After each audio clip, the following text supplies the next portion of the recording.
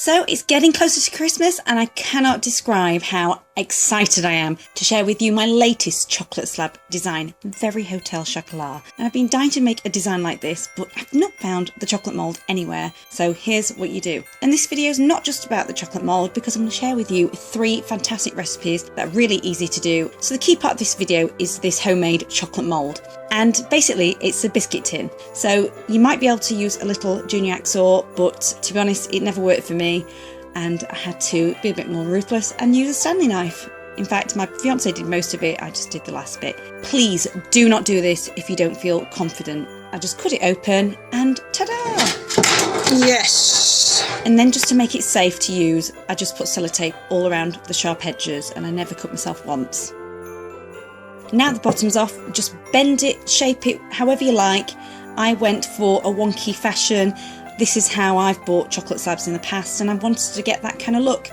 And I got it. So yeah, you could do star shapes, you could do letters, whatever you wanted. It doesn't have to be this. Just have fun and get creative, but please, please be careful. You can use a tinfoil method if you like, but this is not disposable and I had loads to make. And then to get the ingredients, I just went to Tesco's and filled my trolley.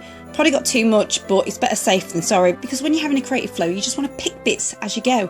Oreos, chuck those in, jelly babies, chocolate buttons. So the first chocolate slab I'm going to do is actually going to be with cornflakes, and I found these festive, cool, Christmassy cornflakes. Got so excited, especially when they were on their own, and I thought I've got to have those. So let's get cracking. So the first recipe I'm going to show you is really easy, and it's crunchy cornflakes. So you'll need a microwavable bowl and break up 400 grams of any chocolate you like. I went for milk chocolate, and then just microwave it and just keep a close eye on it, probably every 10 to 15 seconds. Just don't leave it too long in case it burns. I'm doing it the lazy way. And then just mix it until it's melted.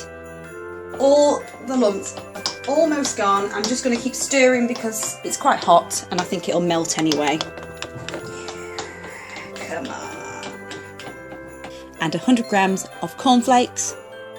Can you reach me this bowl, please? Diggy-dig-da, diggy-dig-da, diggy-dig-da. Right, it's nice and runny, so I'm going to pour it straight in the bowl because I want to mix the cornflakes in it.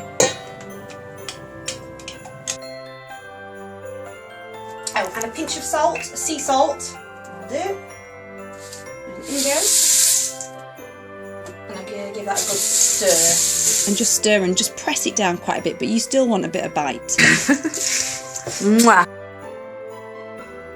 So I've got a chopping board because I'm going to use my own chocolate mould. And I just want to put some baking parchment there.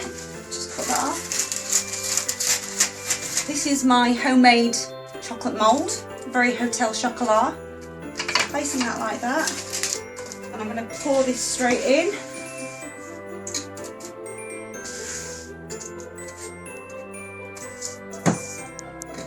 Press down. Oh, this is difficult. Moving all over. So I'm poking right into the edges, and then I use a couple of crunchies. Oh, it's broken. Well, they're getting broken. I think it needs another one. One looks quite lame. Now it's already broken. I'm going to break another one. So. There. I'm just going to enclose the crunchies in a bit more. Right, let's stick that in the fridge to set for an hour. And then once it's set, it's time to gently pry open your mould. Just take your time, there's no rush. And there you go. Now for the next recipe, which is a chocolate fruit and nut with white chocolate festive middles. Oh, and chocolate buttons. Firstly, you need some Christmassy chocolate cookie cutters. Try to avoid gingerbread men because you'll see why in a bit. Spray a baking tin with Frylight and place some baking parchment on top. Then in a microwavable bowl, chuck in 300 grams of chocolate, melt the chocolate and pour them straight in. You'll need to smooth them over the back of the spoon, give them a bit of a shake, and if any of them are leaking, you need to place another baking tray on top with something heavy to distribute the weight. Then pop them in the fridge to set. Now to pry them open, I was in luck with the angel. Yay! And the Christmas tree. Oh no, I broke it! I broke 2 arms off! Yeah, avoid things with arms. and pop them to one side, and you'll need 400 grams of whatever chocolate you want, preferably contrasting to the cookie cutter. Break them up in a separate bowl, weigh out 100 grams of fruit and nut, then once the chocolate's melted, combine them together, pour them into your tray, plonk your white chocolate on top, then smooth over the surface. Then to decorate, I'm just going to use white chocolate buttons to create a snowy effect over my snowman. And there you go. Now for a bit of fake fire action, and then get ready for the third and final recipe, my absolute favourite, Rocky Road chocolate slab. It's topped with cookies, cookie dust and marshmallows, and it's got some hidden raisins in there. And don't forget, all the recipes will be in a blog post below, so you don't have to write anything down. Tastefullyvikkie.com. So the same as before, 400 grams of chocolate, 100 grams of raisins. I just mix white and milk chocolate up, and then any cookie you want, and some mini marshmallows. So pour in that gooey chocolate, smooth it over, push in all the corners, push in your cookies, how many you want, then crumble over more cookie, and then just push in your marshmallows. It really is as simple as that. Then pop it in the fridge to set, and there you go. Now to show you how to wrap them up, it's so simple. You need some cellophane wrapping. I just got mine from Amazon. Place the chocolate slab on top but facing down, and then wrap around it so all the seams are at the back.